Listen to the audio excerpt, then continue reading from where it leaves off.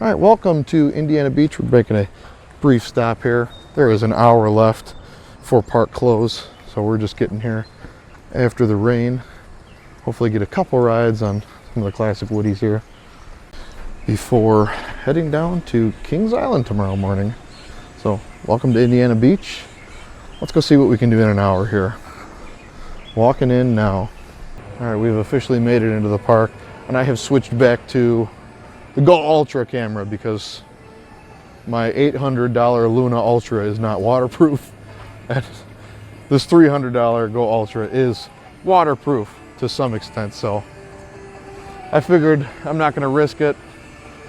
We're just going to be in here. It looks like first damage of the day is that Lost Coaster is closed. It kind of feels like we're like the first people here. Like it's like looks like sunrise and Hoosier Hurricane's just coming over. It's dropped now. Yeah, getting a Zen ride. This is where you get the best food at Indiana Beach. The tacos right here. Absolutely. Boardwalk Park right in the middle of the Midwest. It's not something you see every day. Cyclone's also unavailable today. I think they're just closing stuff up here. I'm gonna guess Triple Loop's probably not available. Let's looks like Cornball. I hear Cornball or Hurricane going. One of the two. What is it? It is Cornball. Cornball is running. Perfect. All right, here we go, guys.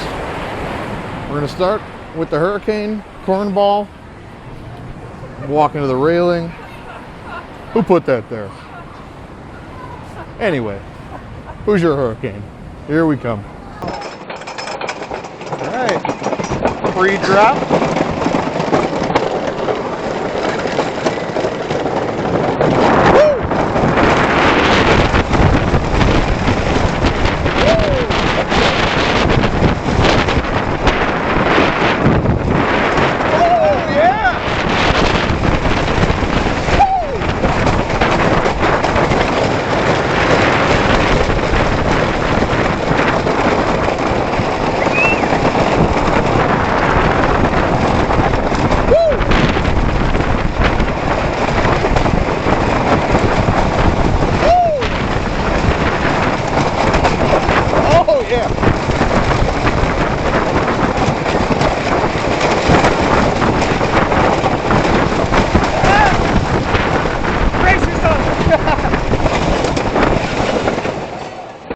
We just finished up a ride on Hoosier Hurricane. Really good, rode in the front row, actually car one, so that was really fun. But now we're gonna head over to Cornball, I believe. Here comes the log flume zooming by. Yeah, we're gonna head over to Cornball Express, get a ride on that. That was Colin's first ride on the Hoosier Hurricane. It wasn't too bad. The pre-lift section was a little bumpy, but the rest of the ride wasn't too bad in the front. This ride was great. Especially in the front row, it wasn't bad at all. Just the buzz bar. Yeah, and the buzz bar, like Phoenix. But better. But better, yeah. And now, speaking of better than Phoenix, let's hop on Cornball Express. Here. This feels really weird being here. There's just nobody here. Employees are just waiting to go home. I do feel bad, but I also want to get the rides in. Looks like Tigger might be closed as well. I didn't see Triple Loop cycling. I figured it wouldn't be since the rain. But Cornball's open, and that's all that matters. So let's head upstairs and get a couple rides on Cornball, at least one. And then we got to get some tacos and fried Oreos. So let's head upstairs. The Laterals.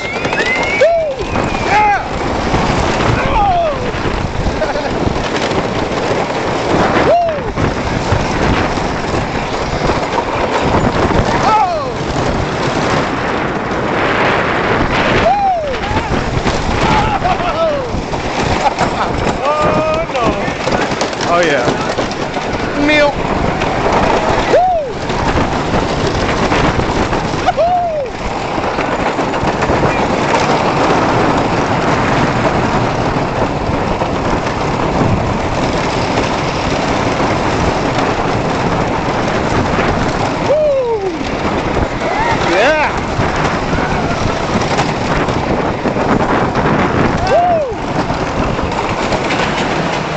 Just got off 2 rides back to back on Cornball Express.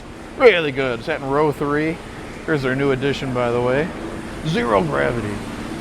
The SNS was running, the El Loco, but we haven't seen Schwarzkopf go yet, cycle yet.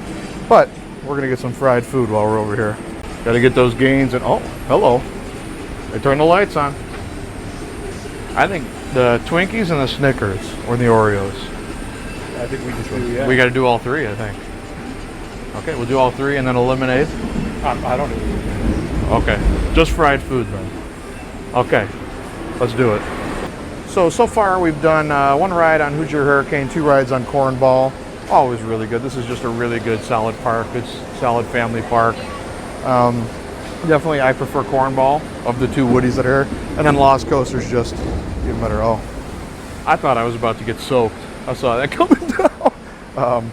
Anyhow, we're just waiting for our really healthy fried food right now over here under Hoosier Hurricane. But both Woodies, neither of them are riding really rough at all. And actually on Cornball, there was a lot more, it was considerably more track work on it, especially in the Helix. I noticed on the outside rail, the left rail, as you're going through the Helix. A lot of track work. I couldn't tell if it was all 8 layers or most of the layers, from especially just looking right here right now. A lot of the lateral moments. And they haven't rebanked anything like they did on Ghost Rider when they reprofiled that, when GCI redid that. I don't want to say they ruined it, but they definitely took away a lot of the laterals that CCI had there originally. And they've been preserved here. That kid has just been on every ride screaming his brains out. We'll let that pass there. But so far, a really good visit, and shout out to the staff. They're all still really friendly. They're all still excited to be here, even though we showed up an hour before the park closes. They could have very well been like, kick rocks, So, shout out to them. Let's eat the fried food. Good rides on the 2 CCIs here. Fortunately, the other CCI is down. They got some lights on their haunted mansion here. Look at that. Just a good collection of flat rides and coasters. Unfortunately, not all of them are open, but I don't expect them to be on the same level as some of the other higher regional parks. This is just a really good. And yeah, it rained earlier today, so lower staff, lower crowds, don't need to open some of the lower capacity rides. Just get your big ones open, and that's what they have going on right now. Minus triple loop, I want to say, because I never saw that cycle, but makes sense, tire drive, lift hill, and whatnot. So I'm taking Colin over to try the Indiana Beach tacos, and then we're probably just going to sit by the water and wrap up the night here. Maybe I'll get some off ride, and we'll just go home from there. Well, not home, but we're heading to the hotel, and then tomorrow, which will be a separate video, we're heading to Kings Island, and then a concert in Cincinnati. So watch out for that video coming soon. At this point, I still have to edit the Great America visit I did on Tuesday. Slacking over here. But right now, it's taco time.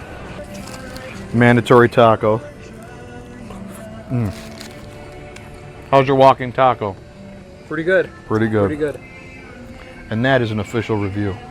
You can take that to the bank. Just finished up eating some tacos here on the main boardwalk. I think I'm going to call it after those 2 rides. I don't really want to risk. I just smashed 2 tacos because I was insanely hungry. I really don't want to risk getting on Cornball and having the airtime bring up more than just my butt from the seat, because that almost happened on Shivering Timbers, flashback to a couple weeks ago. But as you know, I definitely need to spend more time at this park. I don't really have ever had a full day here, because it's always on the way to something. I always think about it on the way to Kings Island or Cedar Point, or even Holiday World. You got to drive south, down 65, exit 201 is where I always get off to get gas anyway. So I just never really crosses my mind. And I guess it's not because it's a bad park. It's definitely not a bad park. If you've never been here, get here, support this park. Get the shirt that saves roller coasters. Shout out Air Force One, hopefully saving that. But it's just a really good setting, and I would definitely recommend checking this park out in the evening. It's just the couple of evenings I have spent here have been really good. I came here with a buddy a couple years ago, Triple Loop's first opening year, which I think was 3 years ago now. and now I'm back in 2026. I would like to spend a full day here, as I always say. I want to get here in the morning and just experience this park from, you know, its thriving hours, its peak hours, like, you know, lunchtime, evening time, around there. So I really don't want to hang up the staff too much longer. It's about 20 minutes to close, I think now, or 15 minutes to close. So they're playing a lot of like get out of here music. Baker Street was just playing. Yeah, it's just a good atmosphere, and I can only imagine if this place is packed on like a summer night or something. It's just takes it up that other notch. So thank you for watching. As I already mentioned before, buy yourself a shirt. All of the funds for this specific design, the preservation line, go to the American Coast Enthusiast Preservation Fund. Every single dollar you buy a shirt, I donate all of my sales to that. The other one, the logo, is just the sales go to me. So if you want to support the channel in that way, links down in the description, and I'll link it in the video as well itself. But come out here and support your local parks. If you're anywhere near within a 4-hour radius of Indiana Beach, I would say get here. It's definitely drivable. It's worth the trip too. Cornball, I think, is worth the trip alone. Cornball Express. So try to get out here, support this park, and thank you for supporting the channel. I see we're about 930 subscribers right now as of recording this. We may be more, I don't know, but so thank you for that.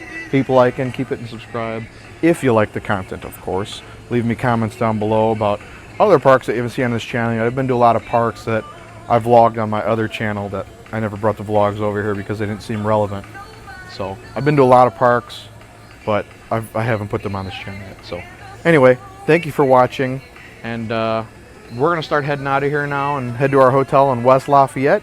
We will catch up with you in the next vlog, going to Kings Island and having a ball on a rainy day at Kings Island. So thanks for watching, have a great night, and we'll see you soon. That's a great shot.